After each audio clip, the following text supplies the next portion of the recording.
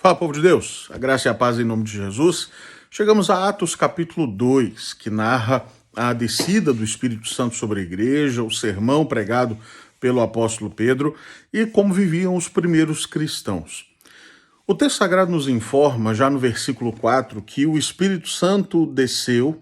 Versículo 3, isso já começa a se desenhar. Versículo 2 já fala de um som, como de um vento impetuoso. O Espírito Santo vem e diz o texto sagrado, todos, no caso os discípulos, ficaram cheios do Espírito Santo e começaram a falar em outras línguas, segundo o Espírito lhes concedia que falassem. O que é importante destacar aqui? Esse dom de línguas de Atos capítulo 2 nada se parece com essas manifestações estranhas, nada se parece com um falar absolutamente ininteligível. O que temos aqui são idiomas humanos, conhecidos daquele contexto daquela época. O que está acontecendo em Pentecostes havia afluído para Jerusalém uma grande multidão de diversas localidades do mundo conhecido. Esse povo viu os discípulos de Jesus cheios do Espírito Santo e começando a falar em línguas, e diz o texto sagrado, glorificando a Deus nessas línguas que lhe foram concedidas. Havia pessoas de diversas partes do mundo. Só contextualizando, trazendo para a nossa realidade para ficar mais fácil de entender, imagine que aqui na nossa cidade, aqui em Manhumirim, de repente viessem pessoas de todas as partes da terra para um evento. Então vieram russos, vieram alemães, vieram chineses, vieram norte-americanos, vieram espanhóis, vieram franceses, vieram italianos e por aí vai. De repente, uma comunidade de discípulos recebe o poder do Espírito e começa a glorificar a Deus em idiomas que não haviam aprendido antes. Esse povo aqui sabia falar mal o aramaico. Alguns falavam um pouquinho de grego, talvez falassem hebraico, mas basicamente começaram a falar em idiomas que eles não haviam aprendido em lugar nenhum. Então, o sujeito que era daquela localidade, naquele exemplo que citei, imagina que o sujeito é habitante daqui de Manhumirim, só falasse português, nunca tivesse aprendido outro idioma. Ele começa a glorificar a Deus em russo, em alemão, em italiano.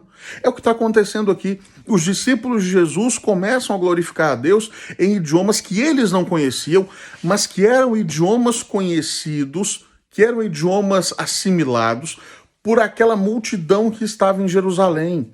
O propósito da descida do Espírito Santo em Pentecostes é missionário. É levar a glória de Deus às nações, é levar manifestações da glória de Deus a outros povos. O Espírito Santo desceu aqui, capacitou com línguas, com idiomas humanos, os discípulos de Cristo, para que o nome de Jesus fosse honrado, para que o nome de Jesus fosse glorificado, para que as pessoas começassem a ver outras pessoas dando glória a Deus em sua própria língua. A partir daqui, Pedro enxerga a oportunidade que Deus está dando, entende as Escrituras e vê que a profecia do profeta Joel está se cumprindo. Pedro prega um sermão poderoso, um sermão de fato no poder do Espírito Santo, que exalta Cristo Jesus, que coloca Jesus de fato muito maior do que Davi, porque, por exemplo, Pedro diz que Davi morreu e foi sepultado, Jesus ressuscitou, Jesus triunfou sobre a morte, e o texto aponta para a realidade de que a casa de Israel crucificou Jesus, matou Jesus, e agora, diante de tudo aquilo, as pessoas ouvem o apóstolo Pedro pregando, ouvem Pedro falando das maravilhas de Deus, falando da obra de Jesus, e a pergunta é: o que nós faremos, irmãos?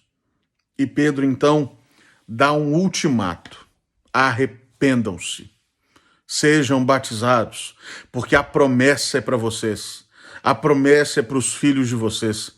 A promessa do batismo, a promessa do Espírito Santo, a promessa é para todos aqueles que o Senhor ainda há de chamar.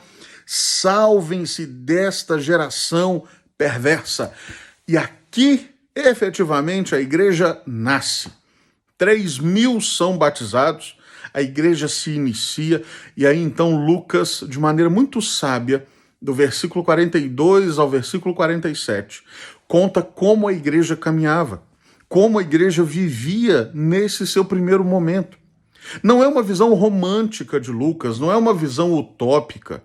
Lucas não tem como propósito aqui registrar um alvo inalcançável, inatingível para a igreja dos dias de hoje.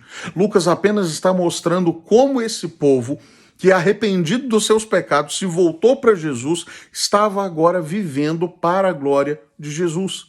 Era um povo que perseverava, era um povo firmado na palavra, na doutrina, era um povo que entendia a vida em comunidade. Não era comunismo ou nada perto disso, era vida comunitária. Era uma vida em que todos entendiam que eram filhos de Deus, amados por Deus, redimidos por Deus, salvos pela graça de Deus, e, portanto, viviam nessa dinâmica de vida comunitária, embora cada um tivesse sua própria vida. Era um povo que caminhava no poder do Espírito Santo, que tinha temor de Deus, reverência ao Senhor, que via sinais, prodígios, milagres acontecendo. Lucas sintetiza muito da vida da igreja apenas nesses versículos aqui. Claro, Lucas não pretende passar para nós uma visão de uma igreja sem problemas, de uma igreja perfeita. Tanto é que quando virmos o capítulo de número 4, poderemos notar que a igreja passava por dificuldades.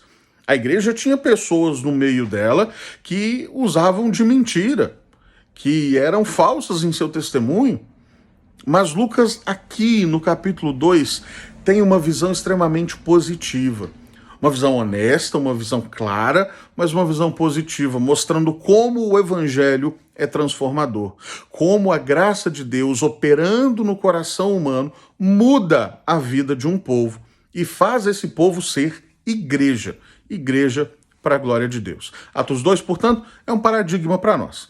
O Espírito Santo desce, manifesta seu poder, chama o povo a glorificar o nome de Jesus, chama o povo ao arrependimento, chama o povo a viver para a glória de Deus.